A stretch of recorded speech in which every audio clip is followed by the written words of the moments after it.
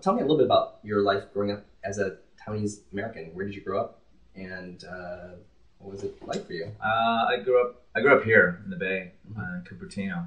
There's a lot of Asians there. A lot of Asians. It's Asia Central. Yeah. And then I went to school here at Cal, so I didn't go very far. But my whole childhood, pretty much if not every other summer, was spent in Taiwan. My parents would take us back, and I remember I even enrolled in language school there one year, and I was totally out of place. I was like, what am I doing here? I can't believe I'm going that hardcore. But so I, even today, as I mentioned earlier, I have a couple projects lined up for Taiwan, so I have a real affinity for the island, and I think specifically the Taiwanese film industry there's a renaissance. Ever since Cape Number 7 came around 5-6 years ago. There's been a growth in production and the box office and people wanting to see localized films.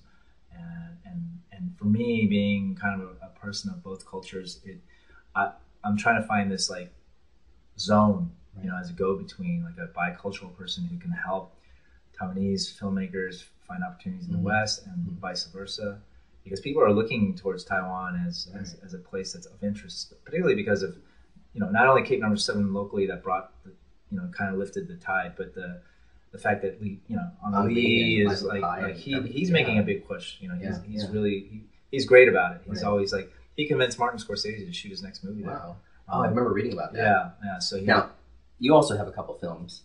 You have two things you're working on in Taiwan. Yeah, the two things in development. I would say one is really just an idea. Another one is a lot further along. That one is a narrative feature film called Left-Handed Girl. It's a story. It's a woman, a female, 3 generations of one family, grandma, mom, and daughter, set in a night market in Taiwan. And, excellent place. And sort of it's a story that follows their trials and tribulations of growing up in a single parent family. Father left early on, and I would say there's a comedic twist to it. So we took it to Golden Horse last year to the film project promotion, which we had a seat at, and it was great to just be out there and meet with a lot of Taiwanese production companies, financiers, and sales agents and things of that nature. So we've made some headway. The directing team on that is Sean Ching and HoChie Tsai. Sean Baker, and HoChie Tsai. They're a duo that work together a lot on films. They've made 3 movies. One called Takeout, which was their first film several years back. Another one called Prince of Broadway, and then their last one called Starlet. So HoChie is originally from Taiwan, and she went to school in New York, and she wants to make a film in Taiwan, go back home and do this. So it's full circle for her. The second idea is just really it's still seedling stage. It's a baseball documentary about Taiwanese baseball. Yeah, but baseball is big. Baseball is the national sport there. I mean, Insanity was awesome, and Taiwan fell in love with that, but baseball is still. There might be a lot of potential for that. I'm excited to see what I might come up with. Yeah, no, me too. We'll see. So we'll stay in touch on that. Thanks for sharing all that information. Yeah, no problem. One more question is, how do your parents feel about you doing all this in entertainment? They are, I'm not going to say my age, although it's all over, you can look it up on IMDb, but I've been around for a while, and so they are... I'm probably older than you, though. You look young, so it's all good. You still wear college shirts and stuff. Exactly. So, of course, at the beginning, like any other, Asian American family household, they were very against it. Especially, I went to Cal. They're like, we didn't send you to go to Cal to be an actor or to get into entertainment.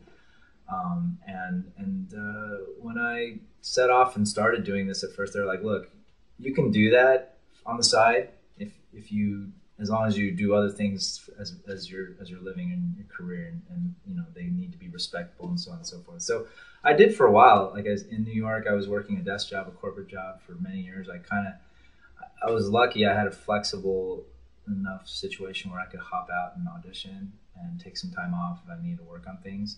But it obviously limits you too sometimes. You can't make everything you get or you go to every audition. So sometimes I'd always wonder, geez, am I my own worst enemy, right? So it was a process. I obviously struggled with my parents, had lots of discussions, let's just call them, and then I think the silver lining, for the blessing in disguise for me, was when I got laid off from my corporate job in 2007, and then I decided to start producing. Not whimsically, I kind of told you the backstory. A friend of mine and I had been talking about it for a while, so it was good timing. And I got laid off, and I decided, I'd already been acting for a while, but then I wanted to, take a look at the producing side of things, and I jumped in. I just started producing shorts, and I went out to Asia, which was one of the first things that I did in that time, because my partner lives in Hong Kong, and I took because the market out there had started to really emerge.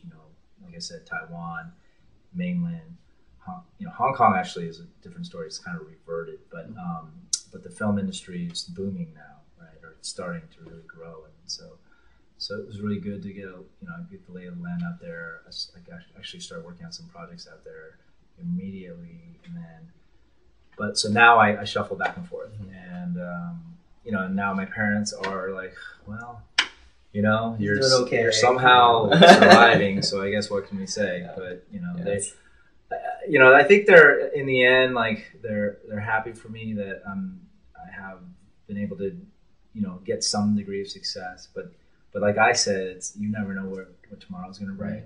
You never know where your next job is, what happens when this is over. So you always have to be reinventing yourself, or always pushing yourself, and you can't get too comfortable. If the past is any indication, and I've seen your work, Hawaii Five-0, all your acting. I watch a lot of the Asian American independent films, and you're doing a lot more. And with all this stuff, behind the scenes production stuff, I think you're on a good trajectory. I think you're going to be going places. And I am glad and fortunate that you are sitting here with us today and chatting with us. So thank you. Thanks for We'll be watching you. I appreciate it. Yeah. So all of you out there, don't forget to follow Brian Yang. You can follow him on imdb.com, see what he's up to.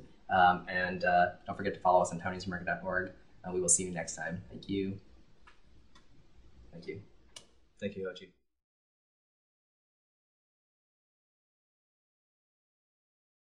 Random question number 1. What is your favorite Taiwanese food? My favorite Taiwanese food is臭豆腐. Nice. Ooh. Yeah. I like stinky tofu. I'm actually a big fan. It goes down a lot easier than it smells. Then we're giving you a t-shirt. Oh, yeah? Our stinky tofu t-shirt. Oh, really? Exactly. Nice. It does not scratch a stiff, no. Oh, well, that's good. Thank goodness for that. You wouldn't want to be wearing that thing around. All right, cool.